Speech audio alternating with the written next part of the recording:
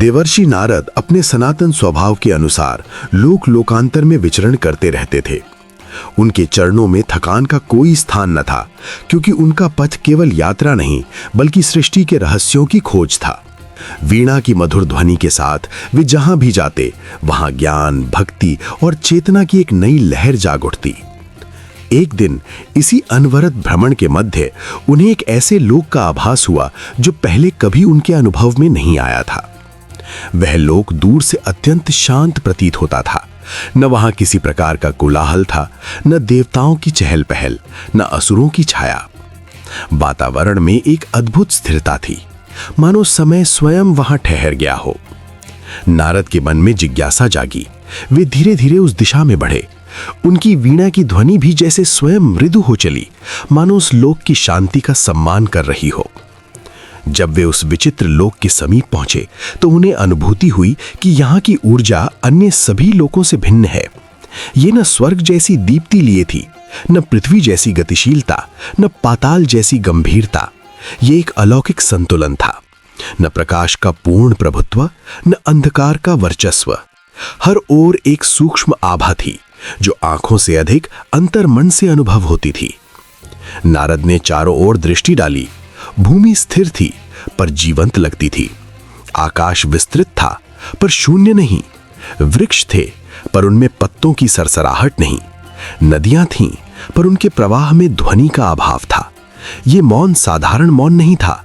यह ऐसा मौन था जिसमें अनगिनत कथाएं छिपी थी, पर वे स्वयं को प्रकट नहीं करना चाहती थीं। उनके मन में एक सूक्ष्म प्रश्न उठा। ये कैसा लोक है जहां अस्तित्व तो है पर अभिव्यक्ति नहीं? वे आगे बढ़े। उनके चरणों की आहट भी जैसे उस भूमि में विलीन हो जाती। ऐसा प्रतीत होता था कि ये लोक किसी बाहरी गतिविधि से नहीं बल्कि आंतरिक अनुभूति से संचालित है। चलते चलते नारद को एक गहन अनुभूति हुई। यहां कोई दृश्य भयावह नहीं था, परंतु एक रहस्यपूर्ण गंभीरता अवश्य थी, मानो ये लोक स्वयं अपनी पहचान छिपाए हुए हो।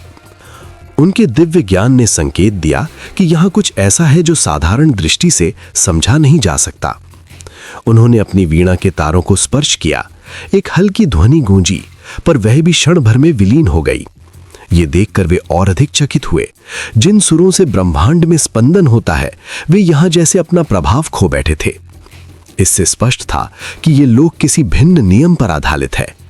नारद के भीतर का साधक जाग उठा। वे ध्यान मग्न हुए। उनके मन में विचारों की तरंगें उठीं, पर शीघ्र ही शांत हो गईं। इस लोक की ऊर्जा विचारों को भी स्थिर कर देती थी। ये स्थान जैसे चेतना की परीक्षा ले रहा था। कौन बाहरी जगत से परे जाकर भीतर के सत्य को पहचान सकता है? धीरे धीरे उन्हें एक सूक्ष्म आभास होने लगा। ये लोक न केवल स्थान था बल्कि एक अवस्था भी था। यहां वे ही प्रवेश कर सकते थे जो जिज्ञासा से प्रेरित हों पर अहंकार से रहित। यहां रहस्य था पर भय नहीं। यहां मौन था पर शून्यता नहीं। ये अस्तित्व की एक ऐसी परत थी जहां बाहरी रूप गौण और आंतरिक अनुभूति प्रधान थी। नारद ने अनुभव किया कि इस लोक में कोई भी वस्तु स्थायी नहीं, परंतु विलुप्त भी नहीं। सब कुछ जैसे संभावनाओं की स्थिति में था। यह सृष्टि के मध्य का कोई सूक्ष्म क्षेत्र प्रतीत होता था, जहां रूप लेने से पूर्व ऊर्जा विश्राम करती है, जहां विचार जन्म लेने से पहले शांत होते हैं। उनकी जिज्ञासा अब और प्रबल हो उठी। ये लोक किस उद्देश्य से अस्तित्व में है? इसका रहस्य क्या है? परंतु उन्हें शीघ्र ही समझ आया कि यहां उत्तर शब्दों में नहीं मिलेंगे। ये लोक अनुभव का था, तर्क का नहीं। वे उस मौन में आगे बढ़ते रहे। हर क्षण एक नई अनुभूति देता। कभी लगता जैसे कोई अदृश्य उपस्थिति उन्हें देख रही हो, कभी लगता जैसे पूरा लोक स्वयं एक जीवित चेतना हो, परंतु कोई दृश्य रूप प्रकट नहीं होता। नारद के अंतर्मन में एक गहरा बोध जागने लगा। ये लोक शायद उन सत्यताओं का प्रतीक था जिन्हें सामान्य दृष्टि नहीं देख सकती। जैसे जीवन में अनेक रहस्य होते हैं जो स्पष्ट होते हुए भी छिपे रहते हैं। ये लोक उसी सूक्ष्मता का दर्पण था। उन्होंने अनुभव किया कि यहाँ रहस्य किसी बाहरी शक्ति का नहीं बल्कि स्वयं चेतना की गहराई का है। जो जितना भीतर उतर सके वे उतना ही इस लोक को समझ सके।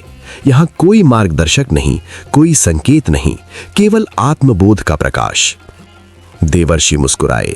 उनकी जिज्ञासा अब विस्मय में परिवर्तित हो चुकी थी।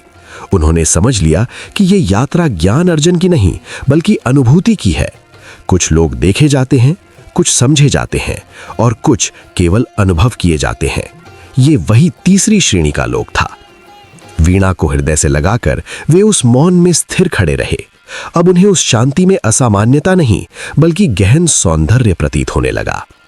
रहस्य अब प्रश्न नहीं रहा, वह स्वयं एक उत्तर बन चुका था। इस प्रकार देवर्षि नारद ने उस अनोखे लोक में प्रवेश कर एक ऐसे सत्य का स्पर्श किया जो शब्दों से परे था, जहां मौन ही भाषा था और अनुभूति ही ज्ञान। मौन का वो नियम किसी शास्त्र में लिखा नहीं था, फिर भी लोक के कण कण में जैसे अंकित था। नारद जब उस लोक में पहुंचे तो उन्हें सबसे पहले जो बात विचित्र लगी वो थी शब्दों की प्रचुरता और सत्य की अनुपस्थिति। लोग बोलते बहुत थे, पर बोलते हुए भी कुछ छिपाते से प्रतीत होते। हर वाक्य में घुमाव, हर उत्तर में एक धुंधली परत, जैसे भाषा वहां केवल ध्वनि रह गई हो, अर्थ कहीं पीछे छूट गया हो। नारद ने ध्यान से देखा। बाजारों में व्यापार हो रहा था, पर सौदे की बातों में स्पष्टता नहीं थी। प्रश्न पूछे जाते, पर उत्तर किसी दूसरी दिशा में मुड़ जाते। कोई भी सीधी बात नहीं करता, कोई भी हाँ या ना में संतोष नहीं पाता। शब्दों के बीच एक अनकहा डर था, एक अनाम झिझक जो हर संवाद को आधा अधूरा बना देती। ये केवल आदत नहीं लगती थी, ये किसी अदृश्य बंधन का परिणाम जान पड़ता था। उन्होंने एक वृद्ध से पूछा, यहाँ लोग सत्य क्यों नहीं बोलते? वृद्ध मुस्कुराया, पर मुस्कान में भी एक पर्दा था। उसने कहा, सत्य वो तो बहुत कठोर होता है, यहाँ हम सौम्यता में विश्वास रखते हैं। नारद ने महसूस किया कि उत्तर मिला भी और नहीं भी। सौम्यता की आड़ में जैसे कोई अस्वीकार छिपा था। आगे बढ़ते हुए उन्होंने एक बालक को देखा जो खेलते खेलते अपने मित्र से कुछ कह रहा था। शब्द सरल थे, पर उनमें भी एक मोड़ था। बालक ने कुछ चाहा, पर मांगने के स्थान पर संकेतों में उलझ गया। मित्र ने समझा, पर समझते हुए भी अनजान बना रहा। संवाद हुआ, पर संप्रेषण नहीं। जैसे सब कुछ कहा गया, फिर भी कुछ नहीं कहा गया। नारद के मन में प्रश्न गहराने लगे। क्या ये लोक किसी शाप का भागी है? क्या यहाँ सत्य का उच्चारण वर्जित है? उन्होंने अपनी वीणा के तारों को छेड़ा, मानो ध्वनि के माध्यम से उस मौन का रहस्य जानना चाहते हों, पर ध्वनि भी वहां अजीब तरह से लौट आई, मधुर पर अधूरी, जैसे प्रतिध्वनि ने भी पूरा उत्तर देने से इनकार कर दिया हो। उन्होंने एक सभा में प्रवेश किया। वहां विद्वान बैठे थे, विचारों का आदान प्रदान हो रहा था, पर हर विचार किसी परत में लिपटा था। कोई स्पष्ट मत नहीं, कोई दृढ़ निष्कर्ष नहीं। शब्द सजाए जाते, पर सत्य को जैसे किनारे रख दिया जाता। नारद को लगा, यहाँ मौन केवल चुप्पी नहीं, बल्कि भाषा के भीतर छिपा हुआ है। लोग बोलते हुए भी मौन हैं, क्योंकि वे सत्य से दूर हैं। धीरे धीरे एक अनुभूति आकार लेने लगी। ये नियम बाहर से थोपा हुआ नहीं था, ये भीतर से उपजा था। लोक के निवासियों ने स्वयं अपने चारों ओर एक सुरक्षा वृत्त रच लिया था। सत्य का भार उठाने का साहस कम था, इसलिए शब्दों को ढाल बना लिया गया। अस्पष्टता ने उन्हें क्षणिक शांति दी, पर उसी ने उनके संबंधों को खोखला भी कर दिया। संवाद बचा रहा, पर विश्वास विलुप्त होता गया। नारद ने सोचा, सत्य का अभाव केवल कथनों में नहीं, चेतना में होता है। जब मन स्वयं से स्पष्ट नहीं होता, तब वाणी भी दर्पण नहीं बन पाती। यहाँ हर व्यक्ति अपने ही भय, अपने ही संकोच का बंदी था। अदृश्य बंधन कोई दैवी शक्ति नहीं, बल्कि सामूहिक मनोवृत्ति थी। एक ऐसा मौन जो बोलते हुए भी सत्य को रोक लेता है। नारद ने पुनः लोगों से बात करने का प्रयास किया। इस बार उन्होंने प्रश्न नहीं, केवल सुनना चुना।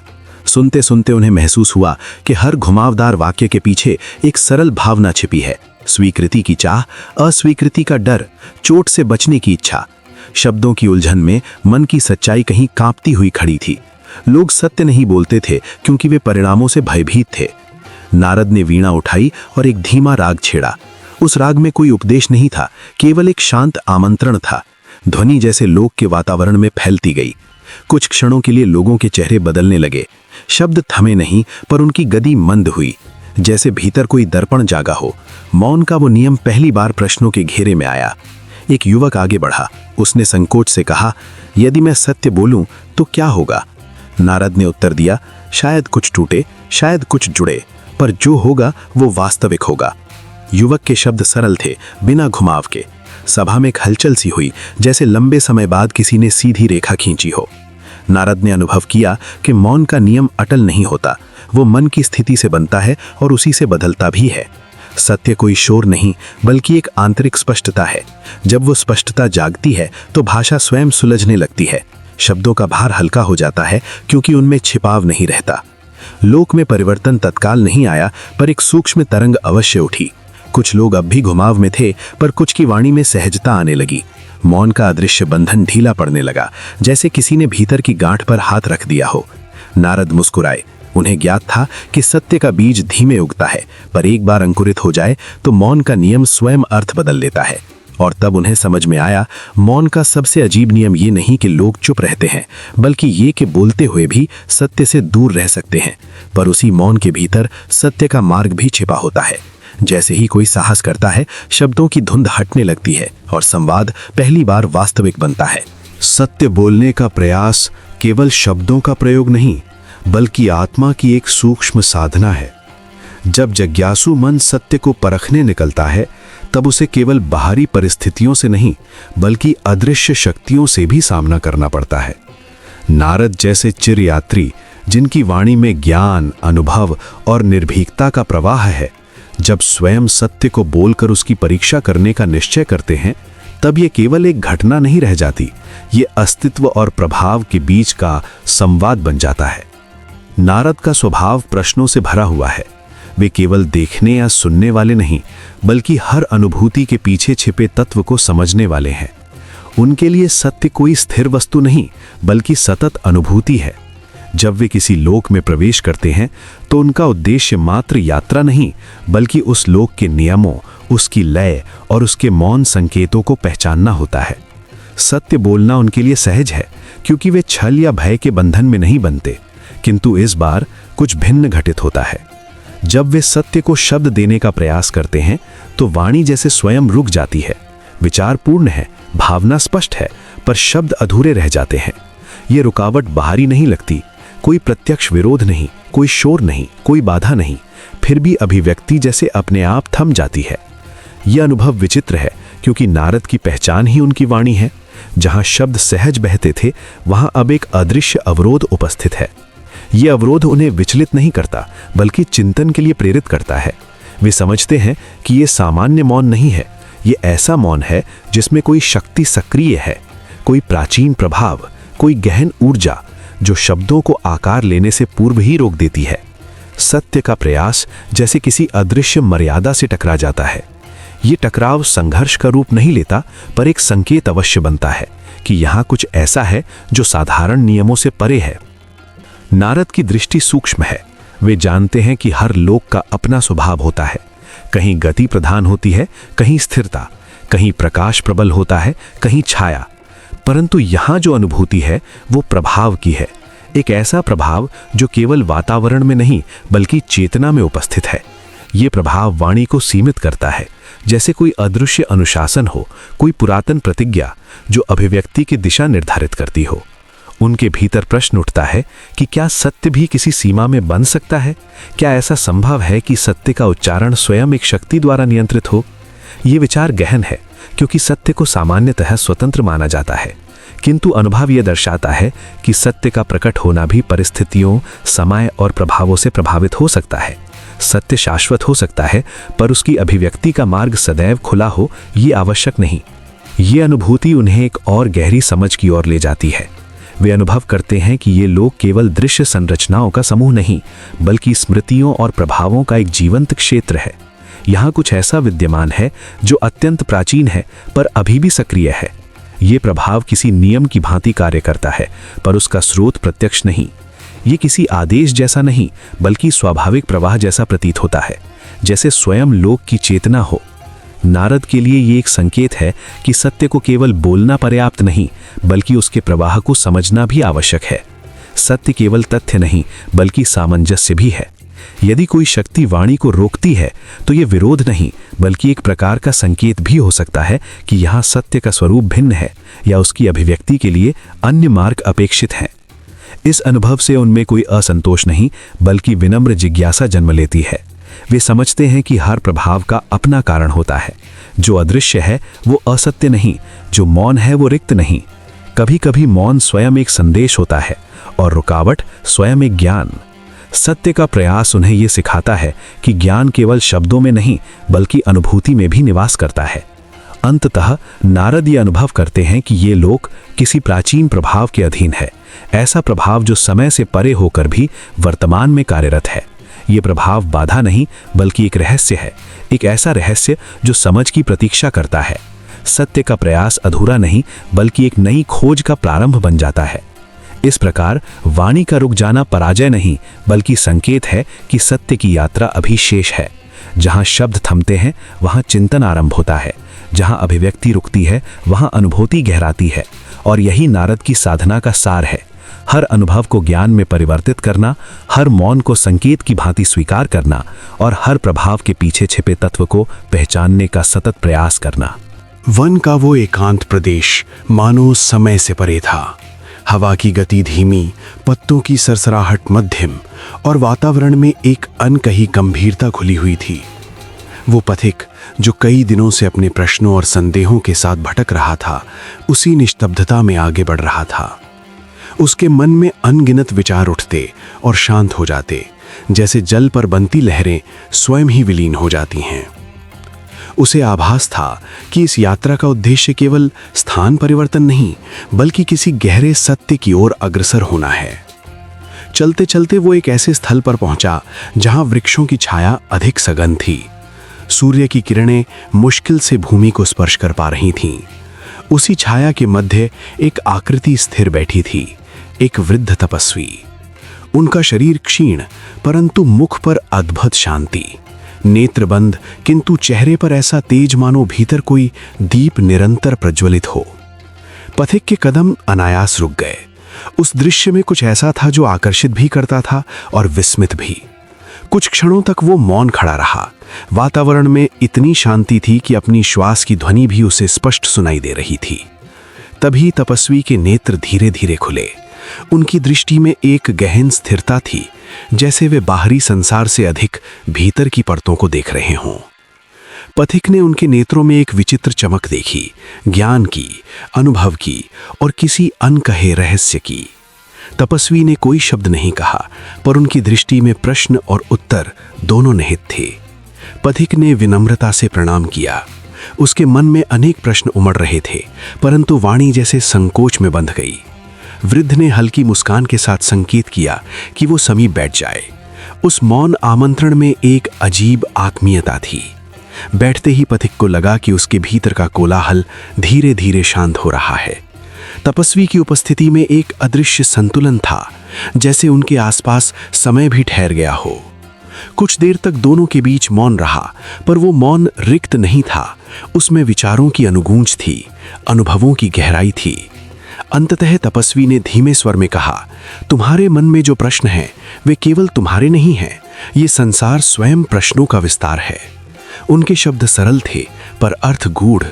पथिक ने साहस जुटाकर अपनी जिज्ञासा प्रकट की, उस अनिश्चितता के बारे में, उन घटनाओं के बारे में जो उसे समझ नहीं आ रही थीं और उस बेचैनी के बारे में जो उसके हृदय में लगातार बनी हुई थी। तपस्वी ने ध्यानपूर्वक सुना। उनके चेहरे पर न तो आश्चर्य था न ही असहमति। वे मानो पहले से सब जानते हों। कुछ क्षणों तक वे निस्तब्ध रहे, फिर बोले, जो कुछ घट रहा है वो संयोग नहीं, हर परिणाम के पीछे कोई कारण होता है और हर कारण के पीछे कोई अदृश्य सूत्र। पथिक की जिज्ञासा और बढ़ी। उसने पूछा, तो क्या ये सब किसी नियति का खेल है? तपस्वी ने सिर हिलाया। नियति केवल परिणाम है, उसके बीज कहीं और बोए जाते हैं। उनकी वाणी में रहस्य था पर कठोरता नहीं।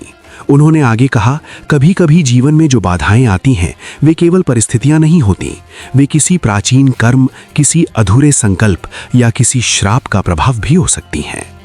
श्राप शब्द सुनते ही पथिक के मन में अनेक आशंकाएं जन्मी। उसने विस्मित होकर उनकी ओर देखा। तपस्वी के नेत्रों में करुणा थी।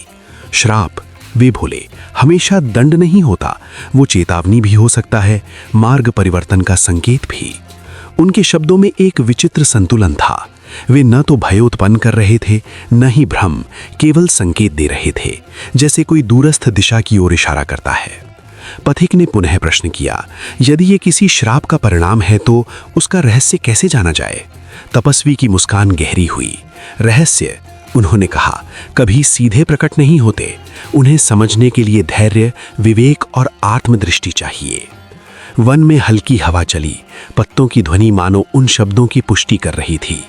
तपस्वी ने आगे कहा, हर सत्य को जानने की अपनी समय रेखा होती है। जब तक मन तैयार ना हो, उत्तर भी अस्पष्ट रहते हैं।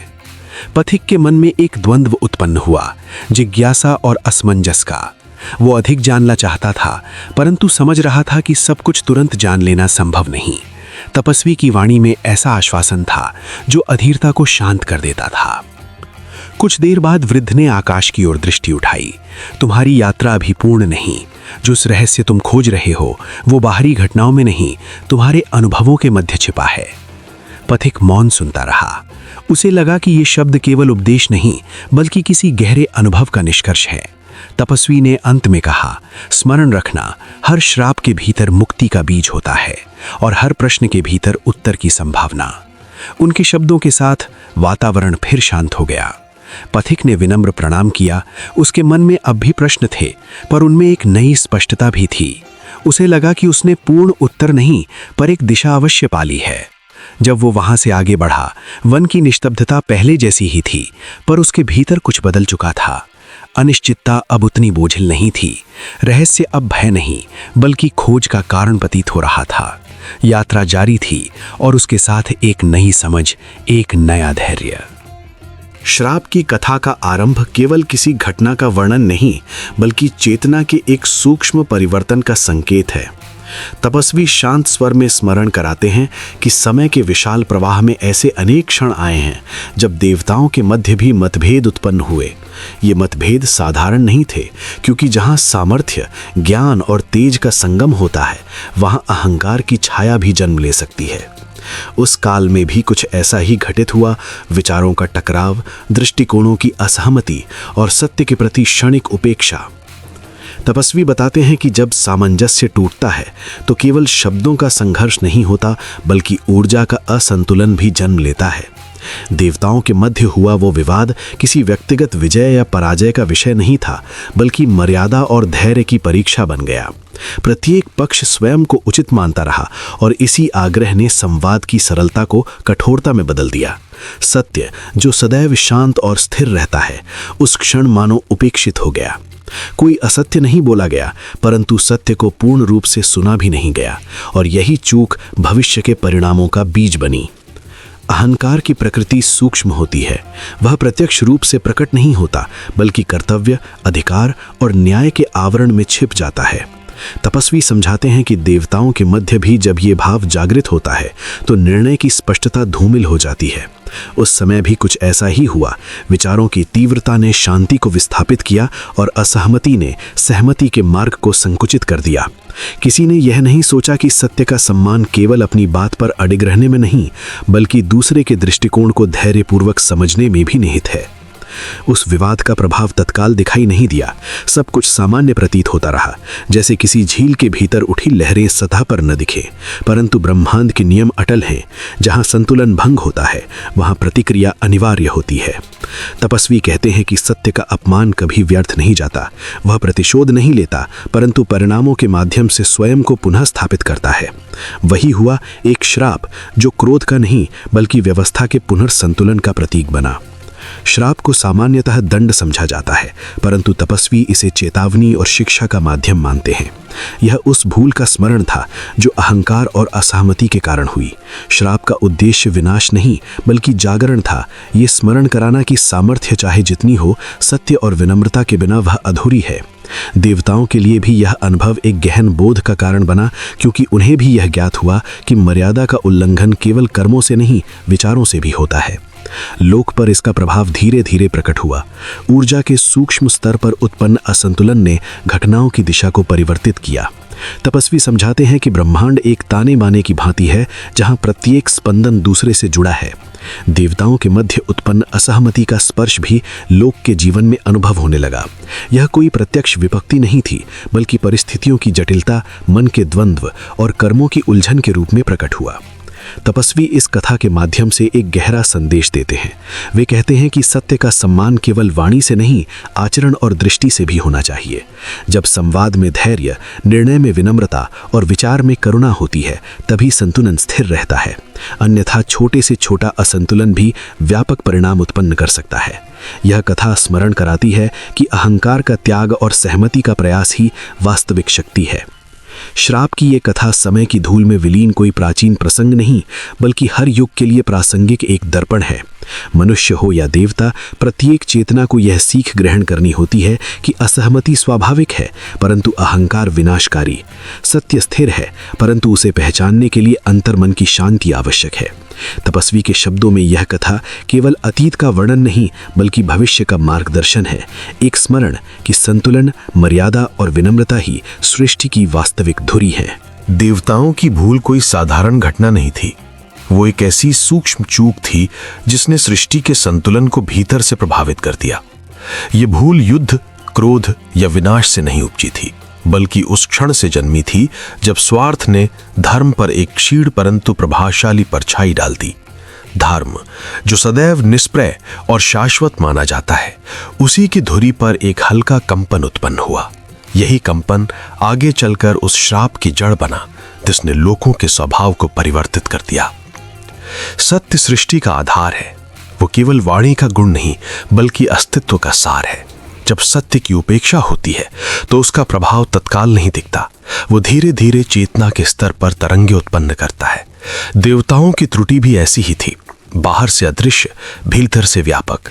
ये एक ऐसा निर्णय था जिसमें तात्कालिक लाभ को शाश्वत सिद्धांतों पर प्राथमिकता दी गई।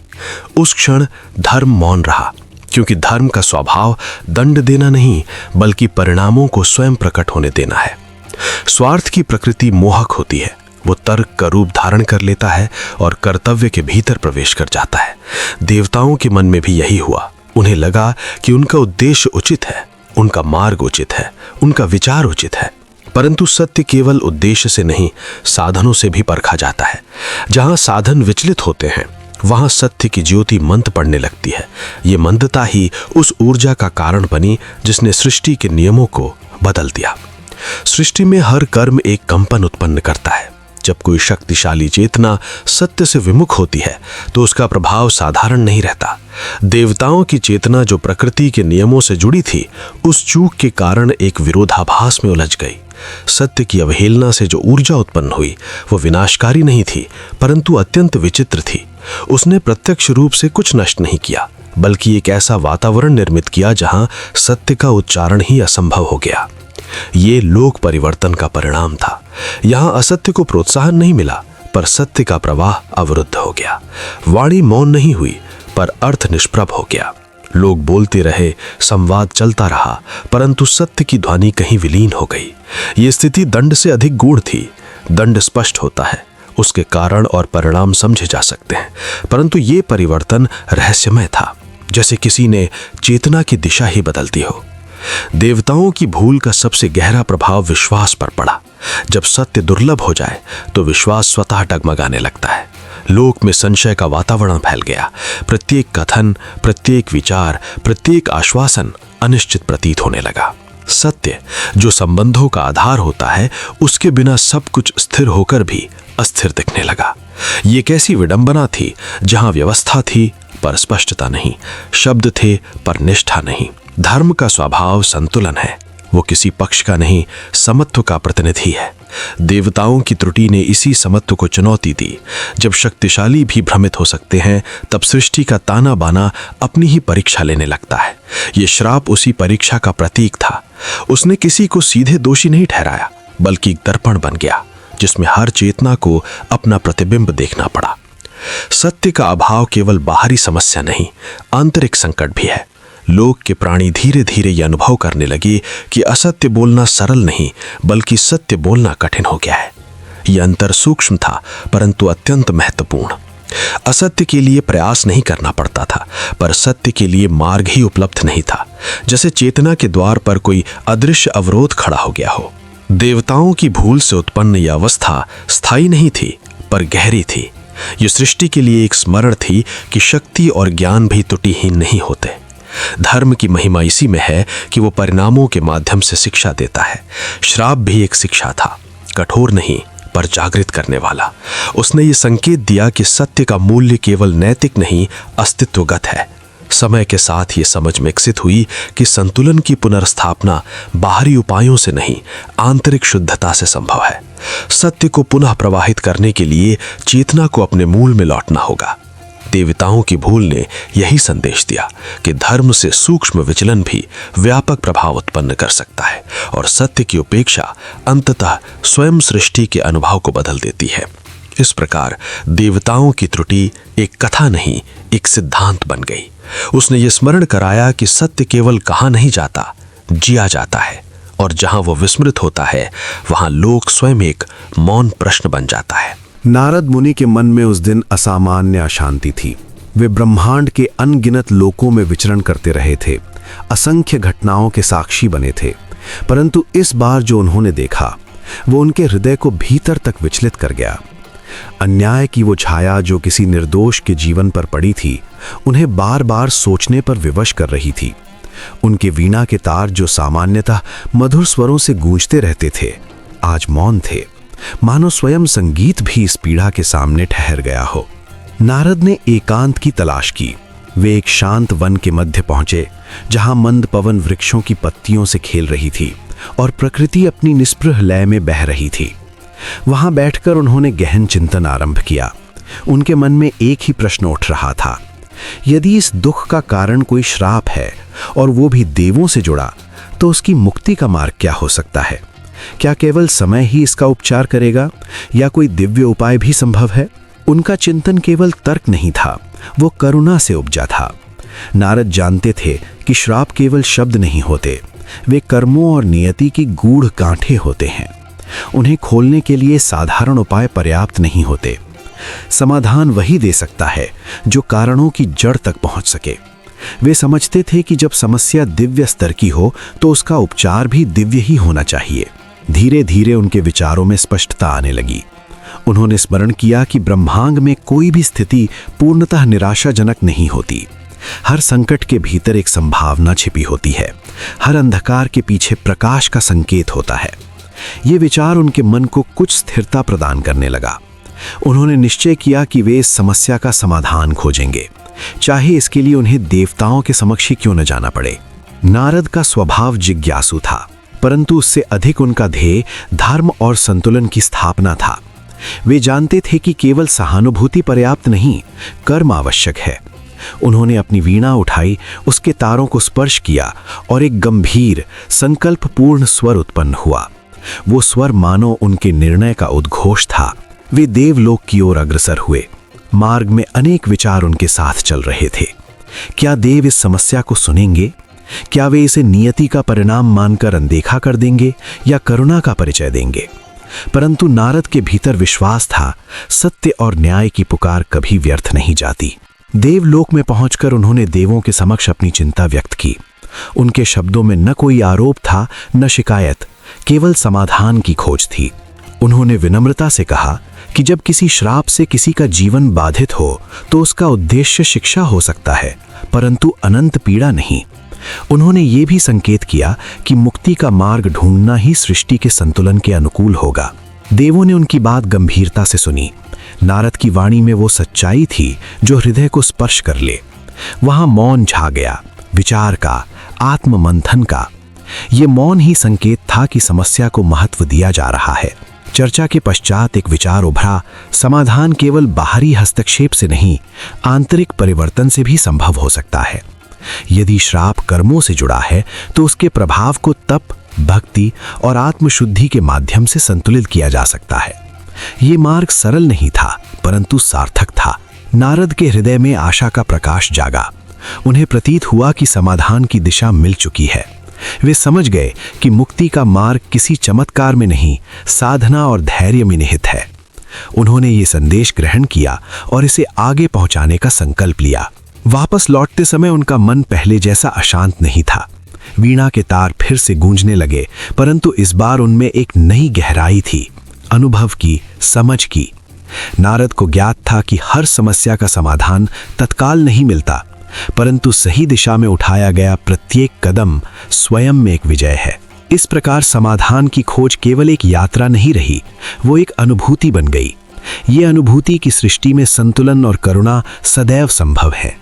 जब तक प्रयास और विश्वास जीवित है, तब तक मुक्ति का मार्ग कभी बंद नहीं होता। वह क्षण शांत था, पर भीतर गूंजता हुआ। वे वहीं ठहर जाते हैं, जैसे समय ने स्वयं उनके चारों ओर एक वृत्त खींच दिया हो। बाहरी गति रुक जाती है, किंतु अंतर्मन में एक नई यात्रा आरंभ होती है। वे तप में लीन हो जाते हैं, न किसी प्रदर्शन के लिए, न किसी सिद्धि की आकांक्षा से, बल्कि उस सत्य के लिए जो युगों से मनुष्यता का आधार रहा है। उनका संकल्प सीमित नहीं होता, वह केवल लोक कल्याण की भावना तक नहीं ठहरता, बल्कि सत्य की पुनर्स्थापना का एक मौन व्रत बन जाता है। तप का अर्थ यहाँ केवल साधना नहीं, बल्कि स्वयं को भीतर से गढ़ने की प्रक्रिया है। वे अपने विचारों को शांत करते हैं, इच्छाओं को स्थिर करते हैं और मन की तरंगों को एकाग्रता में विलीन कर देते हैं। यह तप किसी संघर्ष का शोर नहीं करता, बल्कि मौन की उस गहराई में उतरता है जहां शब्दों की आवश्यकता नहीं रह जाती। संकल्प उनके भीतर दीप की भांति प्रज्वलित रहता है, अडिग, अविचल, निर्विकार। धीरे धीरे इस साधना की ऊर्जा वातावरण में सूक्ष्म परिवर्तन लाने लगती है। यह परिवर्तन दृष्टिगोचर नहीं, पर अनुभवगम्य है। जैसे हवा में एक नई शांति घुलती है, जैसे दिशाएं एक अदृश्य संतुलन में स्थिर होने लगती हैं। तप की शक्ति बाह्य जगत पर प्रभाव डालती है, पर उसका स्रोत भीतर की दृढ़ता में होता है। उनके संकल्प का कंपन प्रकृति के प्रत्येक तत्व में एक नए सामंजस्य का संकेत देता है। तप के साथ धैर्य जुड़ा होता है। समय यहाँ कोई बाधा नहीं, बल्कि सहयोगी बन जाता है। प्रत्येक क्षण उनके लिए एक अवसर है अंतर के संशय को त्यागने का और विश्वास को पुष्ट करने का। उनका संकल्प किसी तात्कालिक परिणाम पर निर्भर नहीं, बल्कि उस स्थायी सत्य पर आधारित है जो परिवर्तन के पार स्थित रहता है। वे जानते हैं कि वास्तविक साधना का फल तत्काल नहीं मिलता, वह धीरे धीरे अनदेखे रूप में प्रकट होता है। उनकी तपस्या में त्याग का स्वर भी है, पर यह त्याग नकारात्मक नहीं, बल्कि सकारात्मक चयन है। वे बाहरी आकर्षणों से दूर होते हैं ताकि भीतर की स्पष्टता को स्थान दे सकें। यह दूरी विरक्ति नहीं, बल्कि जागरूकता का विस्तार है। संकल्प उन्हें स्मरण कराता है कि सत्य की पुनर्स्थापना बाहरी परिस्थितियों से अधिक आंतरिक स्थिरता पर निर्भर करती है। वातावरण में जो सूक्ष्म परिवर्तन आरंभ होता है, वह केवल बाहरी नहीं, यह परिवर्तन उन सभी के अंतर्मन को स्पर्श करता है जो उस ऊर्जा के संपर्क में आते हैं। एक अनाम प्रेरणा जागृत होती है, जैसे चेतना में नई स्पष्टता उभरती हो। तप की शक्ति यहाँ एक मौन संदेश बन जाती है कि स्थिरता में भी अपार गति छिपी होती है और मौन में भी गहन प्रभाव। संकल्प का स्वरूप यहाँ अत्यंत महत्वपूर्ण है। वह न कठोर आग्रह है, न जिद का प्रतीक, बल्कि सत्य के प्रति एक निष्ठा है। यह निष्ठा परिस्थितियों से डिगती नहीं, क्योंकि उसका आधार बाहरी नहीं, आंतरिक होता है। वे अपने उद्देश्य को बार बार स्मरण करते हैं, पर उसे किसी अस्थिर भाव से नहीं, बल्कि शांत विश्वास से ठामे रहते हैं। तप के प्रभाव से भीतर और बाहर का भेद धुंधला होने लगता है। साधक और साधना एकाकार होते प्रतीत होते हैं। उनका अस्तित्व स्वयं एक प्रतीक बन जाता है, धैर्य का, संतुलन का और उस अडिग विश्वास का जो सत्य के मार्ग को आलोकित करता है। तपस्या की यह अवस्था किसी उपलब्धि का अंत नहीं, बल्कि एक निरंतर प्रवाह है। समय बीतता है, पर उनका संकल्प अपरिवर्तित रहता है। प्रत्येक क्षण उनके धैर्य को और दृढ़ करता है, प्रत्येक अनुभव उनके विश्वास को और स्पष्ट करता है। तब की यह यात्रा बाहरी संसार से विमुख नहीं करती, बल्कि उसे एक नए दृष्टिकोण से देखने की क्षमता देती है। सत्य की पुनर्स्थापना अब केवल एक उद्देश्य नहीं, बल्कि उनके अस्तित्व का स्वाभाविक विस्तार बन जाती है। इस प्रकार तप और संकल्प एक साथ मिलकर उस ऊर्जा का निर्माण करते हैं जो परिवर्तन का वास्तविक आधार बनती है। यह परिवर्तन शोर नहीं करता, पर स्थायी होता है। यह प्रभाव दिखाई नहीं देता, पर गहराई से अनुभव होता है। तप की शक्ति और संकल्प की स्थिरता मिलकर उस सत्य की ओर मार्ग प्रशस्त करते हैं जो युगों से अडिग है और जो प्रत्येक साधना का अंतिम आधार बनता है। समय की निस्तब्ध धारा में एक सूक्ष्म परिवर्तन जन्म लेने लगा। जैसे किसी अनदेखे क्षितिज पर उषा की प्रथम रेखा उभरती है, वैसे ही लोक के वातावरण में एक अनकही हलचल अनुभव होने लगी। अब तक जो शब्द अस्पष्ट थे, जो ध्वनियां मानो किसी अदृश्य बंधन में जकड़ी थीं, वे धीरे धीरे अपनी स्पष्टता की ओर बढ़ने लगीं। ये कोई अचानक घटित होने वाला चमत्कार नहीं था, बल्कि एक शांत, क्रमिक और गहन अनुभूति थी, मानो सत्य स्वयं अपनी वापसी का संकेत दे रहा हो। लोक के निवासी, जो लंबे समय से मौन और भ्रम की छाया में जीवन व्यतीत कर रहे थे, इस परिवर्तन को विस्मय से अनुभव करने लगे। पहले जहां वाणी में संकोच था, वहां अब एक सहज प्रवाह का आभास होने लगा। शब्द, जो पहले केवल अधूरे अर्थों के वाहक थे, अब अपनी पूर्णता की ओर अग्रसर दिखे। किसी ने इसे संयोग कहा, किसी ने समय का स्वाभाविक चक्र, पर भीतर ही भीतर सभी के मन में एक ही भाव अंकुरित हुआ: श्राप की शक्ति अब वैसी नहीं रही। ये परिवर्तन केवल ध्वनियों या शब्दों तक सीमित नहीं था, वातावरण में भी एक नई स्पष्टता का स्पर्श था। जैसे किसी लंबे अंधकार के बाद प्रकाश का मृदु प्रवेश होता है, वैसे ही चेतना में एक नई जागृति का संचार होने लगा। लोगों के विचारों में जो धुंधलापन था, वो धीरे धीरे हटने लगा। मन, जो अब तक अनिश्चितता और भय से घिरा था, अब एक अज्ञात आश्वासन का अनुभव करने लगा। श्राप, जो अब तक एक अटल सत्य की भांति लोक पर छाया हुआ था, अब अपनी स्थिरता खोने लगा। उसकी उपस्थिति अभी भी थी, पर उसका प्रभाव मानो क्षीण पड़ रहा था।